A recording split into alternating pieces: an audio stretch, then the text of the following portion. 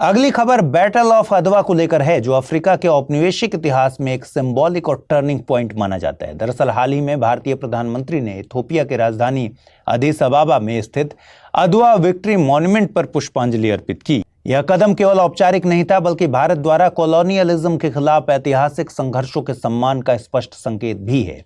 देखिए, battle of अदवा 1 मार्च 1896 को लड़ी गई थी। यह लड़ाई इथोपियन साम्राज्य, जिसे उस समय अबिसीनिया कहा जाता था, और इटली के बीच हुई थी। यह युद्ध first Italo Ethiopian war 1895 to 1896 की निर्णायक लड़ाई थी, और उस दौर में यूरोपीय ताकतें अफ्रीका को अपने कब्जे में लेने की होड़ में लगी हुई थीं, जिसे इतिहास में स्क्रैम्बल फॉर अफ्रीका कहते हैं।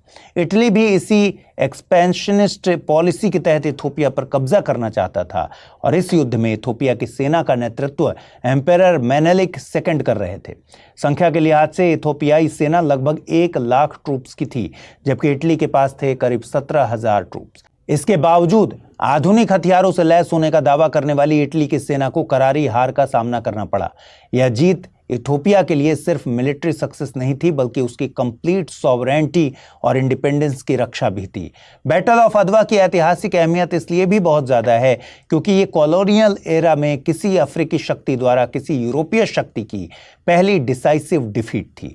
इस जीत ने पूरे अफ्रीका और अश्वेत समुदायों में सेल्फ रेस्पेक्ट और रेजिस्टेंस स्पिरिट को मजबूत किया।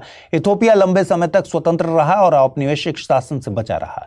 हालांकि यह स्वतंत्रता स्थायी नहीं रही। 1935 में इटली के फासिस्ट शासक बेनिटो मुसोलिनी ने फिर से इथोपिया पर हमला किया, जिससे सेकंड इटालो इथोपियन वॉर शुरू हुआ।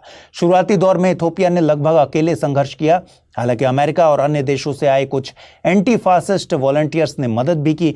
बाद में जब 1940 में इटली ने ग्रेट ब्रिटेन के खिलाफ वॉर डिक्लेयर की, तो ब्रिटिश सेनाएं इथोपिया के साथ मिल गई और अंततः 1941 में इटली को इथोपिया से बाहर फोर्स आउट कर दिया गया।